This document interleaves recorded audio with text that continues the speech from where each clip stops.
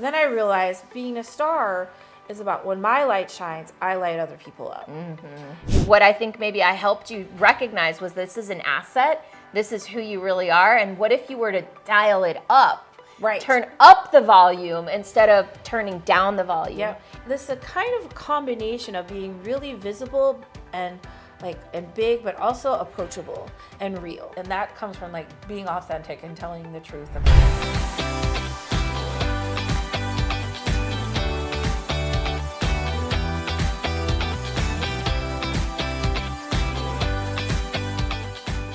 So let's talk a little bit more. So we've already identified, it kind of follows my 7-step model. That might be an easy way for me to keep track of all the things I want to cover with you. We've talked about that identity. Oh no, we haven't really talked about the identity piece a little bit. One of the big breakthroughs for me, and I believe for you too, was that you said it a couple times, that embracing of I'm a star.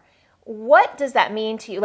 How did that shift the way you look at your business, knowing your personality profile? And in my life, I have gotten a little blowback or feedback from people that I needed too much attention.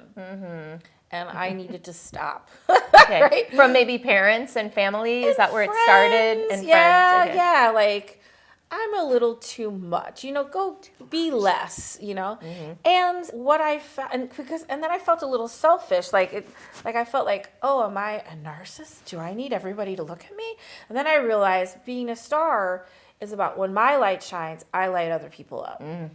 And it really allowed me to embrace who I was, the natural power that I had, that flow, right? Because we're taught ooh, that's not, and once I embraced, tone it down, right? Yeah, because I remember telling this friend, wait, I'm a star. And he was like, well, you're kind of here. I'm like, no, I'm kind of here. But he kept wanting to bring it down.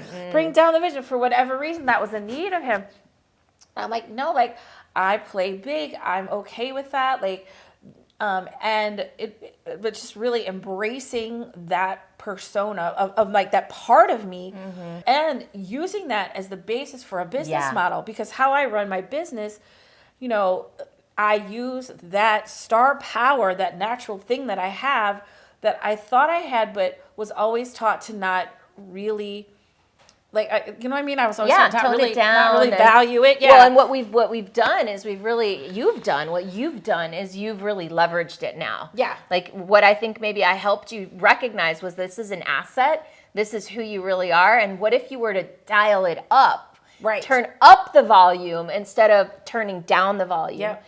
And I think that's been a big breakthrough for me as well. Yeah, and holding that I'm doing it in service to others. And so the more lights I light up, the more lights they can light up. And how other people, the people that follow me, or, they don't look at me you know what I mean? That little voice in my head that was probably my mom. Yeah, right.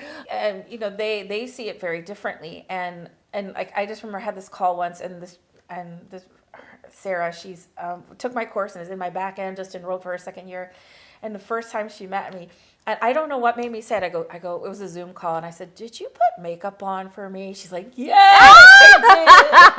I'm like, I love it. She goes, I have to admit, I'm a little intimidated.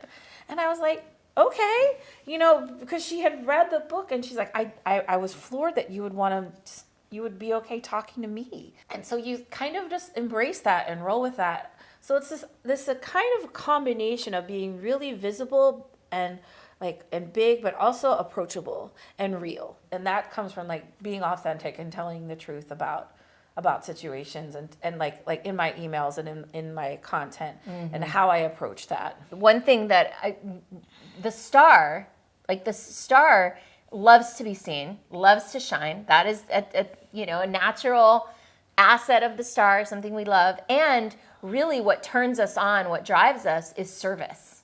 We're driven by service combined with creativity, with creation.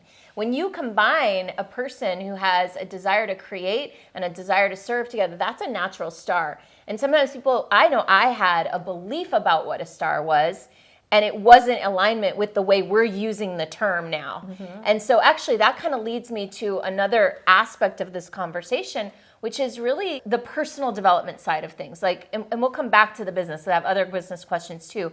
But what I'm hearing is, you've said it a lot of times, this child, this version of me, my mother's voice, like, how much of your business journey has actually been a personal development journey? Like all of it. A lot. I mean, first of all, it's hard for me to separate the two because they're so integrated. Right. So starts like, this is a business, like, right, because it's all the things. But I feel like because it's all a personal. Yeah. And it's all about that vision that you have and standing in it and creating the support, around that vision and really holding yourself in it. And also, like I said, doing the work, because I coach and train people. I'm asking them to up level. I'm asking them to like go deep, explore those blocks and barriers, and embrace a new version of themselves. So I feel like I'm constantly embracing a new version of myself because I want to be the model for them. And that's what I want to witness in you, is that you are the model for me, for all your clients. Like, I know that you're doing the work. I know you're putting it in, right?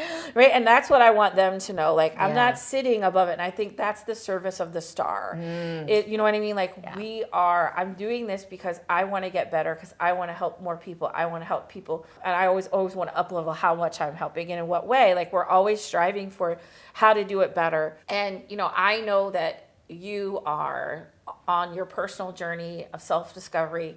What I learned is, and this is, right before I met you, my mom, I lost my mom. I created this book. I was really in this transitional space.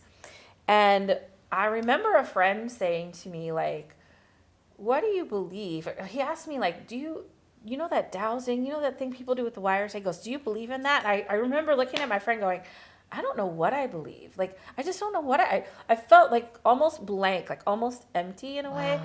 And I did not feel like, I don't know, I don't want to say spiritual, but I don't know. It was like this really, I'll just say a blank space where I just was not really connected to anything beyond myself. Thank you, Marianne. I so appreciate the time that you're spending with us and sharing your wisdom.